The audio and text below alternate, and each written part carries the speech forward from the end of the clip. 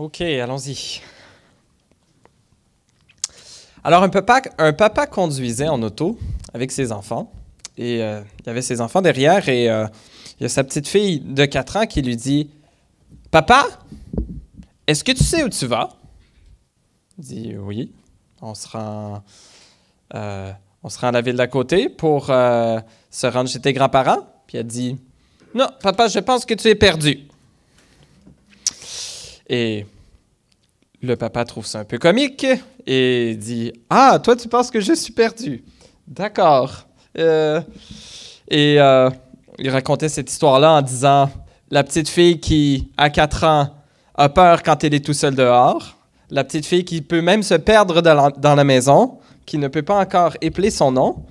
Mais à 4 ans, elle sait mieux que son papa quand il est perdu en auto. » Alors, c'est le genre de choses qui peut arriver. Mais les petits-enfants n'ont pas le sens de l'orientation plus aiguisé que leurs parents d'habitude. Ils peuvent être désorientés. Savez-vous quoi? Ainsi en est-il un peu avec nous, croyants. Parfois, on peut voir le monde, on peut avoir l'impression que Dieu conduit le monde et dire « Papa, je pense que tu es perdu. Je pense que tu ne sais pas où on s'en va. »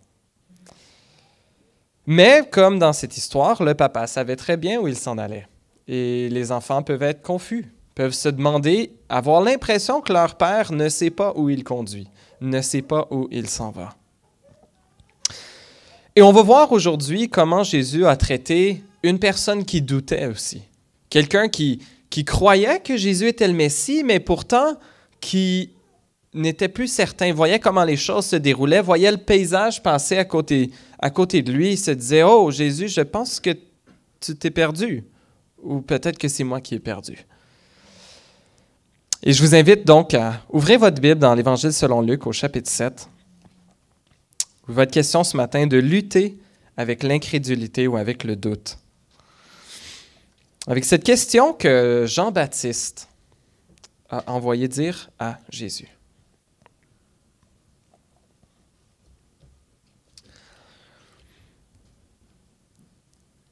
Alors, notre texte d'aujourd'hui est dans la continuation de celui qu'on a vu la semaine passée, où Jésus avait guéri le serviteur ou l'esclave d'un centenier et aussi qu'il avait ressuscité le fils d'une femme veuve à la ville de Naïn. Jésus fait de grands miracles comme ceux-là. Il guérit des malades, il chasse des démons, il ressuscite un jeune homme. Et Jean est informé de tout cela. Je lis la parole de Dieu dans l'Évangile selon Luc, chapitre 7. Je vais lire le texte au complet, des versets 18 à 35. Jean, il s'agit de Jean-Baptiste. Jean fut informé de tout cela par ses disciples. Il en appela 2 qu'il envoya vers Jésus pour lui dire « Es-tu celui qui doit venir ou devons-nous en attendre un autre? » Arrivés vers Jésus, ils dirent « Jean-Baptiste nous a envoyés vers toi pour te demander « Es-tu celui qui doit venir ou devons-nous en attendre un autre? » À ce moment-là, Jésus guérit de nombreuses personnes de maladies, d'infirmités et d'esprits mauvais, et il rendit la vue à bien des aveugles. Puis il leur répondit, « Allez rapporter à Jean ce que vous avez vu et entendu. Les aveugles voient, les boiteux marchent, les lépreux sont purifiés, les sourds entendent, les morts ressuscitent. La bonne nouvelle est annoncée aux pauvres. Heureux celui pour qui je ne représenterai pas un obstacle. » Lorsque les messagers de Jean furent partis, Jésus se mit à dire à la foule au sujet de Jean, « Qu'êtes-vous allé voir au désert? Un roseau agité par le vent? Mais qu'êtes-vous allé voir? Un homme habillé de tenues élégantes? Ceux qui portent des tenues somptueuses et qui vivent dans le luxe se trouvent dans les maisons des rois. Qu'êtes-vous donc allé voir? Un prophète? Oui, je vous le dis, et plus qu'un prophète. C'est celui à propos duquel il a été écrit « Voici, j'envoie mon messager devant toi pour préparer le chemin. » Je vous le dis, parmi ceux qui sont nés de femmes, aucun n'est plus grand que Jean. Cependant, le plus petit dans le royaume de Dieu est plus grand que lui. Tout le peuple qui l'a entendu et même les collecteurs d'impôts ont reconnu la justice de Dieu en se faisant baptiser du baptême de Jean. Mais les pharisiens et les professeurs de la loi, en ne se faisant pas baptiser par lui, ont rejeté le plan de Dieu pour eux. À qui donc comparerais-je les hommes de cette génération? À qui ressemblent-ils? Ils ressemblent à des enfants assis sur la place publique qui se parlent les uns aux autres et disent « Nous vous avons joué de la flûte et vous n'avez pas dansé. Nous avons entonné des chants funèbres et vous n'avez pas pleuré. » En effet, Jean-Baptiste est venu, il ne mange pas de pain et ne boit pas de vin, et vous dites « Il a un démon. » Le Fils de l'homme est venu, il mange et boit, et vous dites « C'est un glouton et un buveur, un ami des collecteurs d'impôts et des pécheurs. » Mais la sagesse a été reconnue juste par tous ses enfants.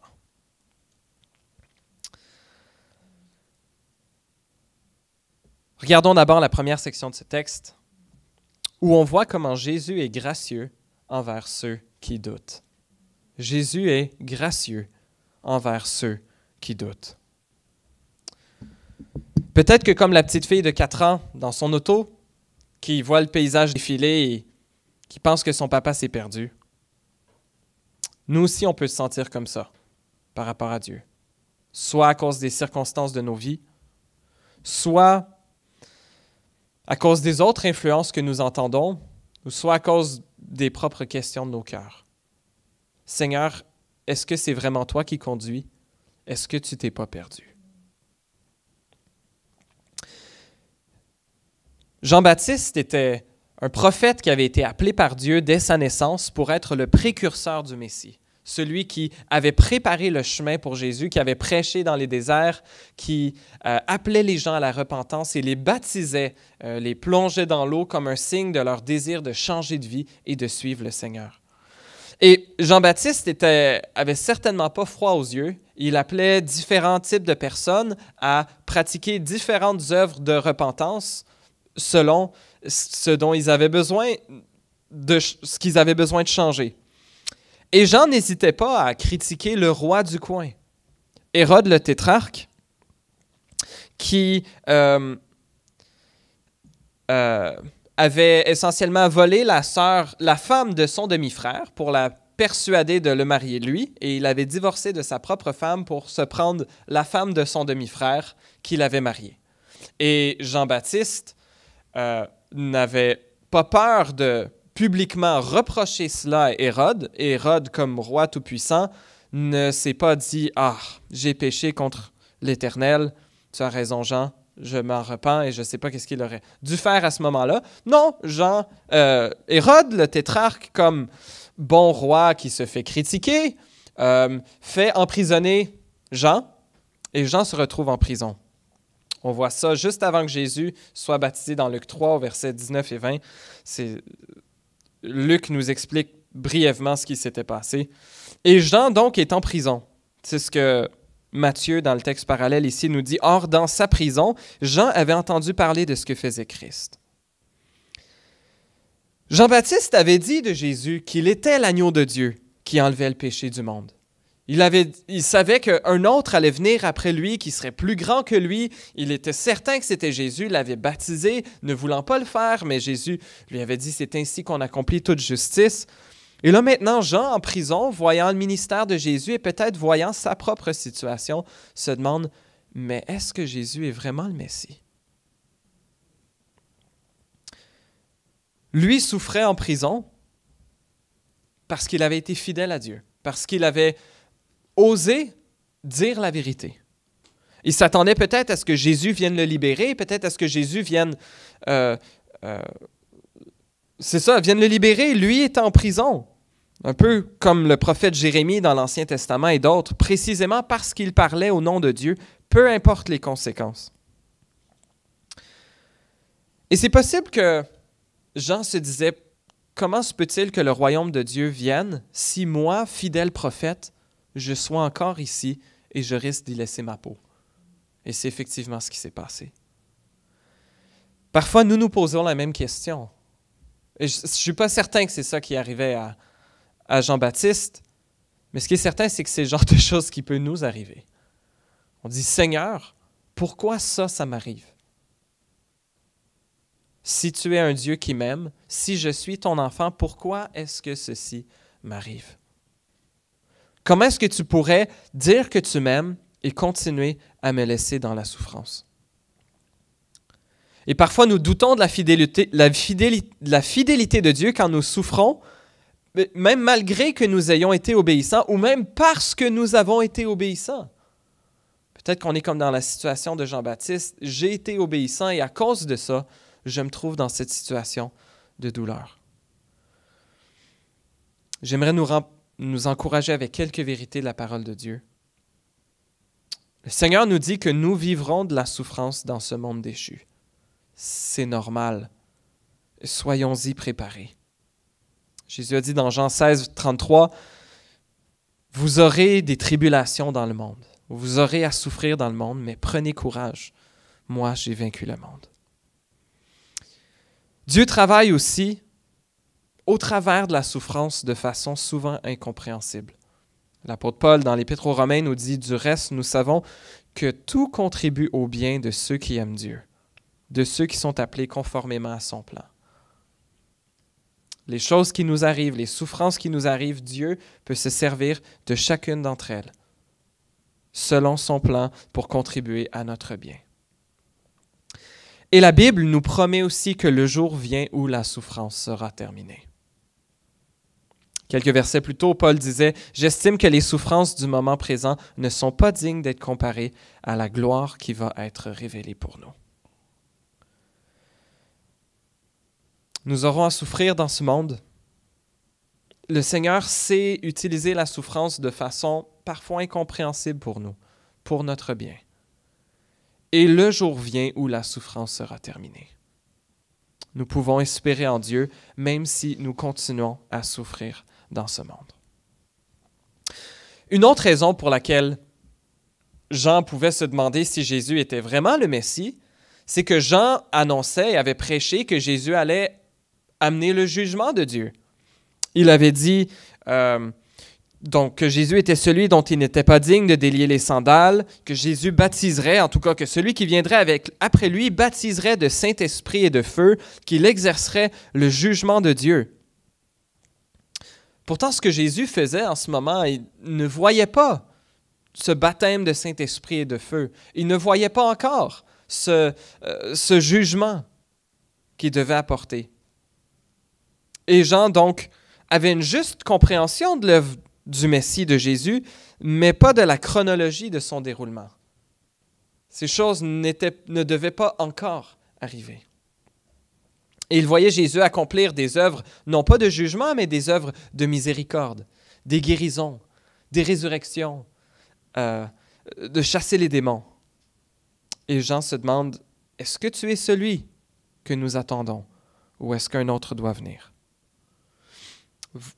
Et voyons comment Jésus lui répond. Jésus ne lui reproche pas ses doutes. Jésus répond à ses questions en accomplissant des miracles qui sont l'accomplissement des prophéties.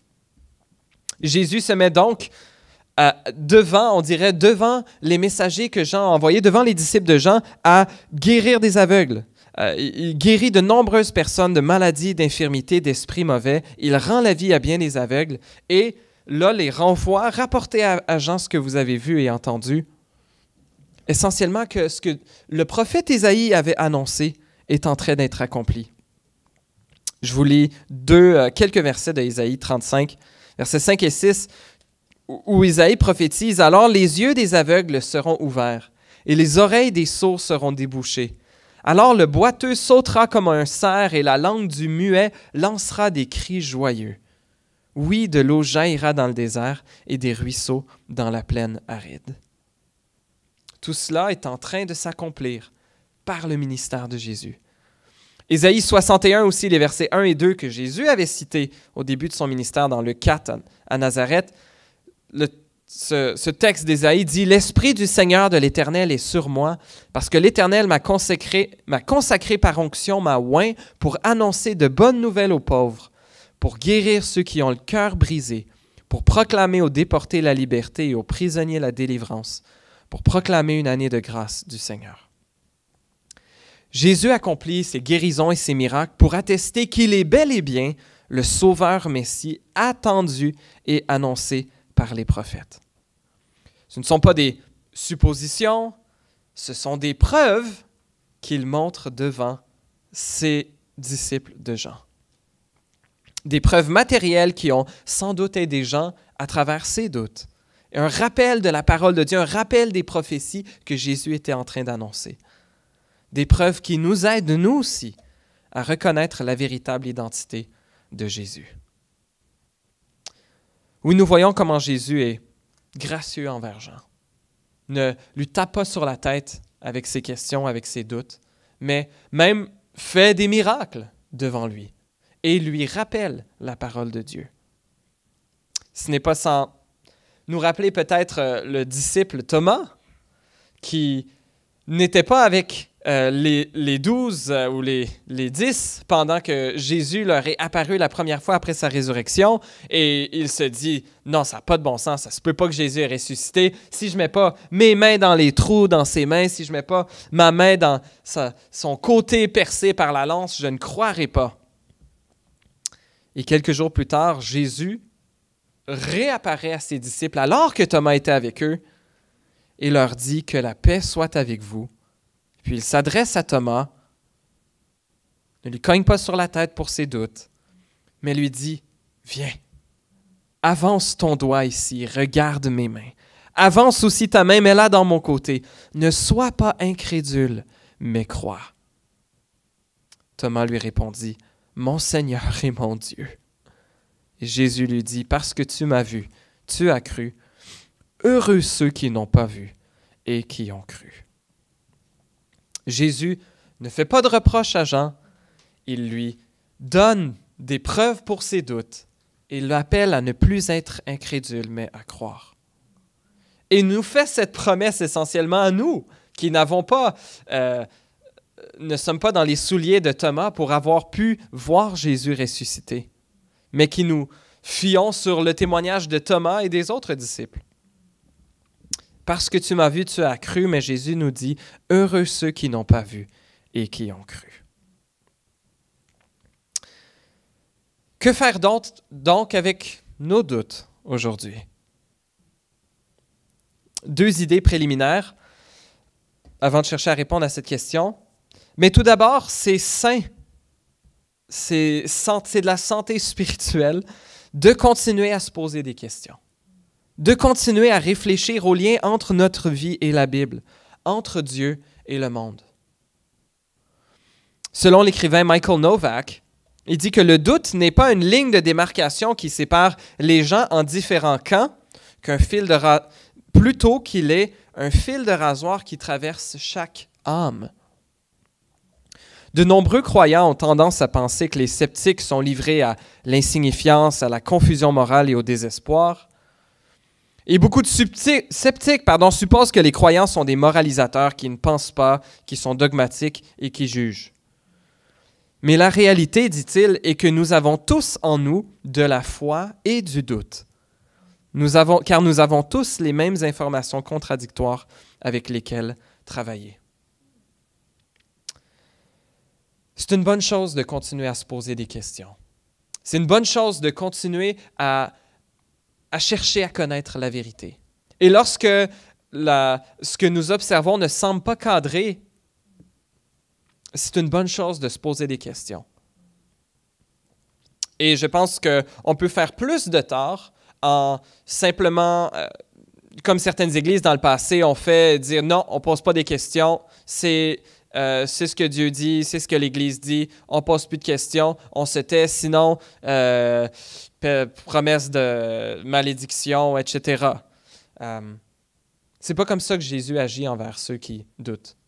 Jésus agissait durement envers les hypocrites. Jésus est gracieux envers ceux qui doutent. Et c'est sain de continuer à se poser des questions. Une autre idée préliminaire à réfléchir par rapport à nos doutes, c'est qu'il y aura des doutes, peu importe la vision du monde qui sera adoptée. Ceux qui croient qu'il n'y a aucun Dieu, que toute chose n'est que de la matière, ce qui peut sembler peut-être plus convaincant car on n'a pas en tout cas la majorité d'entre nous, on n'aura pas eu de preuves tangibles, on n'aura pas eu d'apparition, et même ça, on pourrait dire, ah ben ça c'est une hallucination, etc. Donc, Dieu n'est pas apparu dans le ciel dernièrement pour, et aux nouvelles, transmettre un message à tous, etc., de son existence, du message de l'Évangile.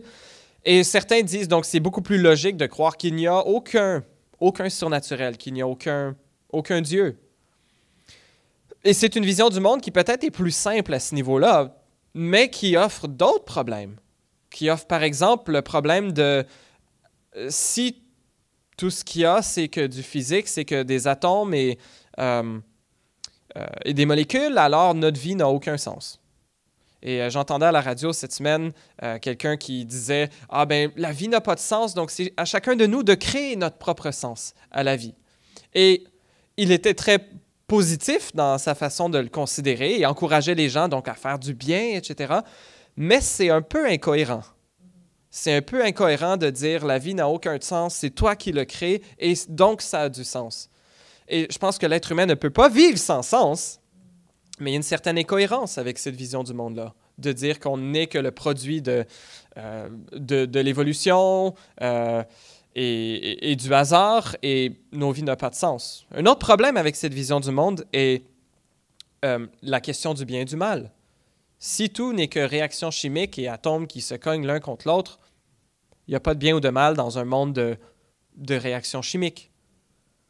Mais les gens qui sont matérialistes, souvent, peuvent être des gens très moraux et qui veulent faire le bien et qui croient qu'ils veulent une société plus juste, etc. Mais c'est incohérent. Il n'y a pas de fondement philosophique pour cela. Donc, on peut avoir nos doutes par rapport à la foi, nos doutes par rapport au christianisme, mais peu importe le système de pensée auquel nous ou nos amis, nos collègues adhèrent, il y a des difficultés avec chacune d'entre elles. Une des grandes difficultés de la foi chrétienne est peut-être le fait que nous vivons dans un monde où il y a toujours de la souffrance. C'est-à-dire, s'il y a un Dieu bon et tout-puissant, pourquoi y a-t-il tant de mal? Et c'est une question qui n'est pas à 100% répondue par la Bible. Mais de l'autre côté, la question est, bien, s'il n'y a pas de Dieu, alors il n'y a pas de mal. Et cet argument-là contre Dieu ne tient pas, parce qu'il n'y a pas de mal. Alors, on ne peut pas en vouloir à Dieu qu'il y ait du mal s'il n'y a pas de mal. Alors, peu importe la vision du monde, il y aura des difficultés. Il y aura des choses qui vont rester difficiles. Et c'est la même chose dans la vie chrétienne. On n'a pas des réponses claires à tout. Certaines choses nous sont révélées. Pour beaucoup de choses, il y a des excellentes réponses, et c'est pour ça que je suis chrétien, parce que je crois que la Bible et la vision du monde chrétienne, et particulièrement la vie de Jésus, offrent les meilleures réponses aux grandes questions philosophiques et aux aspirations les plus profondes de notre âme. Alors donc, quoi faire avec nos doutes lorsque nous en avons? Bien, je pense que c'est correct de, premièrement, admettre l'existence de nos doutes, personnellement et devant Dieu, et les lui avouer sincèrement. Quelqu'un disait, pour triompher des doutes, il faut d'abord avoir le courage de les affronter, honnêtement. Deuxièmement, on peut se poser la question, et je lisais ça cette semaine, quelqu'un mentionnait, on ne peut pas douter de quelque chose sans simultanément commencer à se confier dans quelque chose d'autre. Par exemple, quand Ève a commencé à douter de Dieu, ou plus important, sa relation avec Dieu, au même moment, elle a commencé à croire dans les paroles du serpent. Alors, on peut se poser la question par rapport à nos questionnements, par rapport à nos doutes. Si je ne mets pas ma confiance en Dieu par rapport à ça, en quoi d'autre je mets ma confiance ou en quoi d'autre je crois qui fait que j'ai maintenant ces doutes? Troisièmement, cherchez des réponses. Cherchons des réponses dans la Bible. Allez faire comme Jésus a fait à Jean. Il a fait ses miracles et l'a renvoyé à sa parole. Allez chercher vos réponses. Allons chercher nos réponses dans la Bible, dans la parole vraie et certaine de Dieu. Auprès de chrétiens de confiance, dans des livres, des ouvrages ou des enseignements chrétiens de confiance qui sont fondés sur l'enseignement biblique et cohérents avec celle-ci. C'est par l'Écriture que Jésus répond aux doutes de Jean. Ainsi en sera-t-il pour nous. Dernièrement, cherchez des bonnes réponses à nos questions, et il en existe des bonnes. Il existe des bonnes réponses à nos questions. Est-ce qu'on sera toujours 100% satisfait ici? Pas toujours. Mais ce sera probablement l'occasion d'être plus affermi. Ou peut-être d'avoir une foi plus près de ce que la Bible enseigne réellement, et peut-être dénuée de certaines traditions humaines ou certains présupposés ou préjugés qu'on se rend compte que la Bible n'enseignait pas clairement. Les doutes, donc, ne disparaîtront pas totalement de cette vie. Ils sont une occasion d'apprendre à faire confiance à Dieu. Et parfois, nous croyons en boitant, et la puissance de Dieu ne se trouve pas dans notre foi, la grandeur de notre foi, mais dans l'objet de notre foi. Alors, nos doutes sont une occasion de pouvoir chercher la vérité. Ne ratons pas ces occasions. Et le Seigneur est gracieux avec ceux qui doutent. Ainsi en est-il aujourd'hui. Il veut nous donner des bonnes réponses. Deuxièmement, on va aller un peu plus vite. Versets 24 à 30, Jésus, au cas où les gens auraient pu se demander est-ce que Jésus est dur envers Jean, il termine en disant « Heureux celui pour qui je ne représenterai pas un obstacle, pour qui je ne serai pas une occasion de chute. » Lorsque les messagers de Jean sont partis, Jésus se met à parler à la foule, puis leur demande « Qui est Jean? » Est-ce qu'il leur pose 3 fois la question « Qui êtes-vous allé voir dans le désert? » C'est des gens qui avaient entendu l'enseignement de Jean, qui étaient allés le voir, j'imagine. Il dit « Est-ce que c'était un roseau agité par le vent? » Alors, il y avait des roseaux près du Jourdain où Jean enseignait. Je pense que Jésus utilise pas l'expression de façon littérale que Jean était un roseau, que les gens seraient allés voir un roseau agité par le vent, mais l'idée que Jean aurait été comme un roseau pas de colonne qui se laisse aller à droite, à gauche, peu importe ce que la foule croit, peu importe ce que les personnes influentes croient. Jean n'était pas comme ça. Il n'était pas dicté parce qu'il était populaire ou approuvé. Et je veux juste rapidement nous poser cette question-là. Est-ce que notre discours est inspiré de Dieu, de sa parole? Ou est-ce qu'il est inspiré par ce que notre culture désire? On pourrait aussi dire, est-ce que notre discours ou nos convictions sont vraiment inspirées par la parole ou parce que notre Église voudrait qu'on dise? Ou parce que les chrétiens voudraient qu'on dise? Des fois, on peut ressentir une certaine pression de ne pas dire des choses qui pourraient offusquer certains chrétiens, effectivement, alors que elles sont bibliquement justes. Alors, soyons comme Jean, pas des roseaux agités à droite et à gauche, mais qui se basent sur la parole de Dieu. Jésus continue à poser ces questions. Est-ce que vous êtes allé voir quelqu'un qui portait des tenues élégantes? Les évangiles nous disent que Jean était habillé de peau de chameau, qui mangeait des sauterelles et du miel. Donc, on n'était pas dans... il n'aurait pas fait un acteur principal qui aurait gagné un Oscar avec sa façon de s'habiller. Mais qu'est donc allez-vous voir? Verset 28, un prophète, et Jésus dit, oh oui, et plus qu'un prophète, c'est celui à propos duquel il est écrit dans Malachie 3, voici, j'envoie mon messager devant toi pour préparer le chemin. Il était le précurseur du Messie, celui qui venait avant Jésus pour préparer le chemin. Jésus dit, je vous le dis, parmi ceux qui sont nés de femmes, aucun n'est plus grand que Jean. Pourquoi en est-il? Pourquoi personne n'était plus grand que Jean le prophète? Parce qu'il était celui qui était comme sur le seuil de la porte du royaume de Dieu. Celui qui montrait, voici la porte, voici l'entrée du royaume de Dieu, celui qui vient après moi. Voilà pourquoi il était le plus grand des prophètes, parce qu'il était celui qui venait juste avant Jésus. Mais Jésus continue en disant, cependant, le plus petit dans le royaume de Dieu est plus grand que Jean.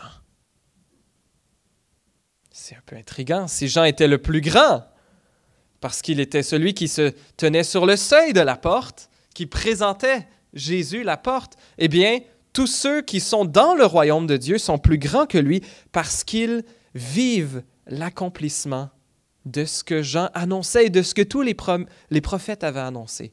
Parce qu'ils sont rentrés dans cette porte, dans ce portail qui mène vers le royaume de Dieu. Et qu'est-ce qui fait que Jean était le plus grand et qu'est-ce qui fait que ceux qui rentrent dans le royaume de Dieu sont plus grands que Jean? Tout ça, ça repose sur celui qui est la porte, sur Jésus lui-même. Ce qui fait de Jean le plus grand est qu'il annonçait Jésus. Et ce qui fait de plus petit dans le royaume de Dieu, quelqu'un de plus grand que Jean, est qu'il vit ce que Jésus a accompli par sa mort et sa résurrection. Le pardon de nos péchés, la promesse de la vie éternelle, avoir reçu le don du Saint-Esprit. Jésus est le plus important ici. Plus important que Jean, plus important que le plus petit ou le plus grand dans le royaume, car lui est la porte. Dans l'Évangile selon Jean, Jésus dit, chapitre 10, verset 9, 7, « En vérité, je vous le dis, je suis la porte des brebis. Tous ceux qui sont venus avant moi sont des voleurs et des brigands, mais les brebis ne les ont pas écoutés. C'est moi qui suis la porte. Si quelqu'un entre par moi, il sera sauvé. Il entrera et sortira, et il trouvera de quoi se nourrir. » Jésus est le point tournant. Il est la porte où on pourrait dire les gonds de la porte sur lequel tourne la porte vers le royaume de Dieu. Et Jésus mentionne justement au verset 29 que tout le peuple qui avait entendu Jean et même les collecteurs d'impôts qui avaient reconnu la justice de Dieu en se faisant baptiser du baptême de Jean. Mais les pharisiens et les professeurs de la loi, en ne se faisant pas baptiser par lui, ont rejeté le plan de Dieu pour eux. Ceux qui avaient reçu Jean et ceux qui, dans la lignée de l'enseignement de Jean, recevront Jésus aussi, participeront au royaume de Dieu, tandis que ceux qui n'ont eu aucun désir de se détourner de leur mal, de croire en Jean, de croire en Jésus, ont rejeté le plan de Dieu pour eux. La question donc se pose, que fais-tu de Jésus aujourd'hui? Il est la porte d'entrée vers le paradis, vers la vie éternelle, vers le royaume de Dieu. Que fais-tu de Jésus aujourd'hui? Trouves-tu qu'il s'agit d'un gaspillage de ton temps, d'un fou ou quelqu'un de pas digne de confiance?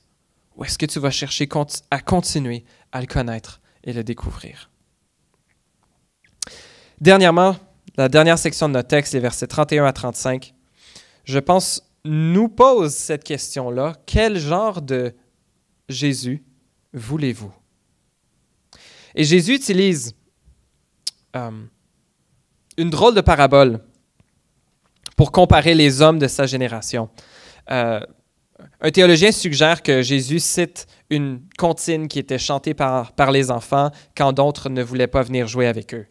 Qui disent si on joue de la musique pour danser, vous n'avez pas voulu danser, alors on joue de la musique triste et vous n'avez pas voulu embarquer dans la musique triste, vous voulez juste pas jouer avec nous. Pourquoi? Alors c'est possible que ce soit une comptine ou non, mais Jésus s'en sert pour...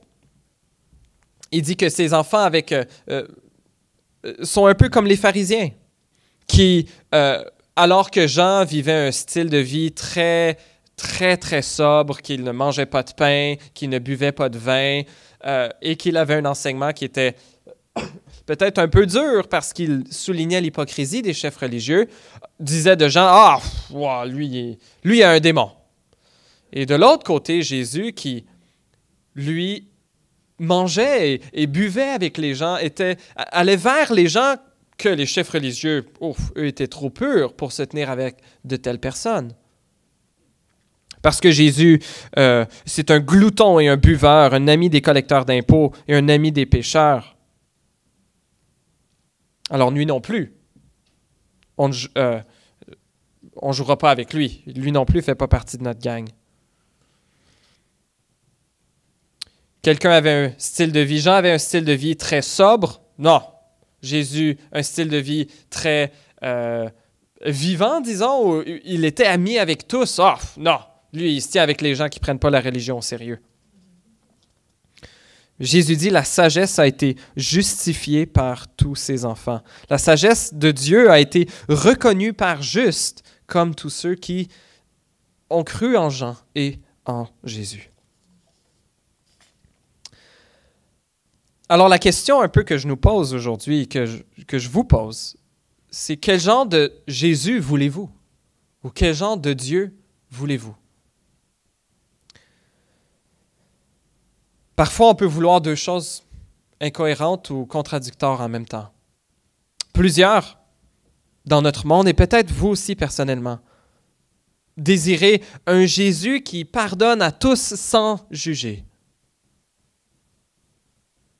Ou vous voulez un Jésus qui va régler le mal et l'injustice de notre monde.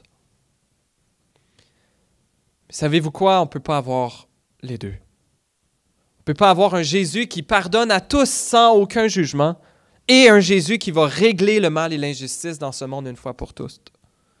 On ne peut pas avoir le beurre et l'argent du beurre ici. Régler l'injustice et le mal dans le monde doit passer par un jugement divin. Et c'est une bonne nouvelle pour nous tous qui soupirons dans ce monde de mal et d'injustice que la justice soit finalement faite. Mais Dieu n'est pas non plus un genre de grand-père céleste qui tapote doucement la tête de ses petits-enfants mal élevés en disant « et qui ne fait rien, qui les renvoie à continuer à faire leurs mauvais coups. » Si Dieu ne vient jamais radier ce monde du mal qu'il pourrit, alors l'injustice demeurera pour toujours. Jésus n'est pas venu dans sa première venue pour apporter le jugement. Il est venu apporter le secours, le salut, la rédemption et le pardon. Mais il reviendra pour juger le monde. À sa deuxième venue, ce jugement que Jean-Baptiste attendait de Jésus va être accompli. Jésus va venir avec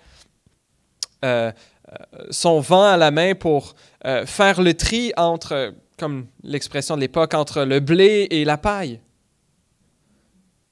Vient le jour où Jésus va juger ce monde. Et tous ceux qui auront reconnu qu'ils ne peuvent être sauvés qu'en lui seront avec lui pour toujours. Mais ceux qui auront voulu continuer à se sauver eux-mêmes ou faire leur vie sans lui périront loin de Dieu pour l'éternité. Si nous voulons un Jésus qui pardonne à tous sans juger, alors nous serons pris pour toujours avec le mal et l'injustice. Mais si nous voulons un Jésus qui règle le mal et l'injustice, nous devons réaliser que nous faisons partie du problème aussi. Ce n'est pas juste les puissants de ce monde qui font partie du problème. Ce n'est pas juste les riches ou les gens en situation de pouvoir ou d'influence. Si on est honnête avec nous-mêmes, on peut se poser la question, si vous étiez dans des positions de toute puissance, est-ce que vous seriez tout à fait parfait? Tout à fait sans profiter aucunement de vos positions d'influence? Est-ce que vous profitez de vos petites positions d'influence maintenant? Si on est imparfait avec peu de pouvoir, imaginez ce qu'on serait avec beaucoup de pouvoir.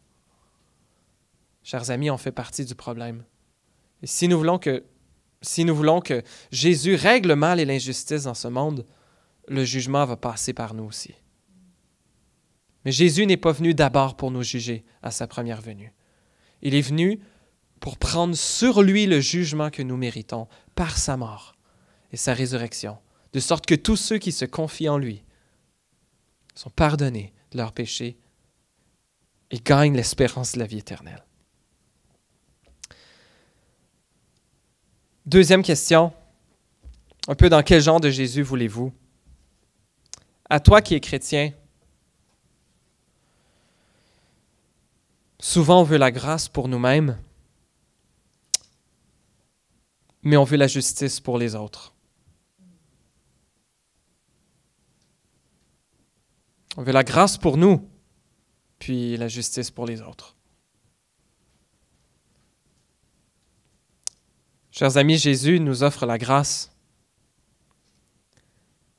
Il nous appelle à offrir la grâce et à offrir sa grâce, même à ceux qui méritent le jugement divin, tout comme nous. Si nous voulons la grâce, si nous soupirons après la grâce, nous sommes appelés à la déverser envers ceux qui nous ont fait du tort, envers ceux qui nous ont fait du mal. J'aimerais terminer avec cette petite histoire, un peu imagée. C'est un paysan de l'île de Crète, dans la Méditerranée, qui aimait profondément sa vie. Il aimait labourer la terre, sentir la chaleur du soleil sur son dos alors qu'il travaillait dans les champs, sentir la terre sous ses pieds. Il aimait planter, récolter, sentir l'odeur de la terre mouillée, la nature. Il aimait sa femme, sa famille, ses amis, il aimait être avec eux, manger ensemble, fêter, parler, faire l'amour. Et il aimait particulièrement la Crète, sa belle île. La terre, le ciel, la mer, c'était à lui, c'était sa maison. Et un jour, il sentit que la mort était proche, cependant. Ce qu'il craignait n'était pas l'au-delà, car il connaissait la bonté de Dieu et avait vécu une bonne vie. Non, il craignait de quitter la Crète, sa femme, ses enfants, ses amis, sa maison et sa terre. Et alors qu'il se préparait à mourir, il a saisi dans sa main droite quelques grains de terre de sa Crète bien-aimée et il a dit à ses proches de l'enterrer avec la terre de sa Crète dans sa main. Il mourut et se réveilla et se retrouva aux portes du ciel, la terre toujours dans sa main et la porte du ciel fermement barrée contre lui. Finalement, Saint Pierre a franchi les portes et lui a parlé. Donc là, on est vraiment dans le folklore chrétien. Là. La Bible ne nous dit pas du tout que c'est comme ça que ça va se passer. C'est pas Pierre qui va être à l'entrée. Donc, je pense que c'est une mauvaise compréhension de ce texte-là. Mais bon, pour l'histoire. Continuons. Donc, Pierre lui dit, « Tu as une bonne vie, tu as placé ta foi en Jésus, et nous avons une place pour toi à l'intérieur, mais tu ne peux pas entrer si tu ne laisses pas tomber cette poignée de terre. Tu ne peux pas entrer tel que tu es maintenant. » Et l'homme hésitait à laisser tomber la terre et protestait, « Pourquoi? Pourquoi dois-je laisser tomber cette terre? En fait, je ne peux pas. Je ne sais pas ce qu'il y a à l'intérieur de ces portes, mais cette terre, je la connais. C'est ma vie, c'est mon travail, c'est ma femme et mes enfants. C'est ce que je connais et j'aime, c'est la Crète. Pourquoi devrais-je la laisser partir pour quelque chose dont je ne sais rien? » Et Pierre répondit, « Quand tu seras au paradis, tu sauras pourquoi. » C'est trop difficile à expliquer. Je te demande d'avoir confiance en Dieu, de croire que Dieu peut te donner quelque chose de mieux que quelques grains de terre. Mais l'homme est incapable. Il refuse. Et finalement, silencieux et apparemment vaincu, Pierre le laissa, fermant les portes du ciel grandes derrière lui. Quelques minutes plus tard, les portes s'ouvrirent une seconde fois, et cette fois, une jeune fille, une jeune enfant en sortit. Elle n'essaya pas d'amadouer l'homme pour qu'il lâche la terre qu'il tenait dans sa main. Elle a simplement pris sa main et, ce faisant, elle s'est ouverte et la terre de Crète s'est répandue sur le sol. Elle a ensuite conduit à travers les portes. Un choc l'attendait alors qu'il entrait au paradis, car là, devant lui, se trouvait toute la Crète. Parfois, nous avons peur de lâcher prise. Mais le Seigneur a tellement mieux que ça pour nous. Il a tellement mieux que ce à quoi nous agrippons, en réserve pour nous dans cette vie et dans la vie à venir. Que la grâce de Jésus qui s'étende sur ceux qui doutent vous comble de ses bienfaits pour vous fortifier dans la foi et nous appeler à désirer le vrai Jésus, celui qui nous sauve par lui seul. Prions. Seigneur notre Dieu, tu nous connais tous tels que nous sommes. Seigneur, tu connais les questions non résolues, les doutes de chacun ici présent. Et Seigneur, je te prie que tu puisses nous aider à être capable de les nommer, à être capable de te les nommer, à pouvoir chercher des bonnes réponses, Seigneur. On prie de pourvoir les meilleures réponses qu'il y a à nos questions et à nos doutes. Mais je te prie que, suite à cela, lorsque nos questions ne seront peut-être pas 100% répondues, que tu nous aides à te faire confiance, Seigneur, à être prêt à lâcher prise sur ce qui peut-être nous est si cher, pour être capable de goûter à ce qu'il y a de bien plus grand et bon pour nous que tu nous réserves. Bénis mes frères et sœurs, bénis cette Église, je t'en prie. Dans le nom de ton Fils Jésus. Amen.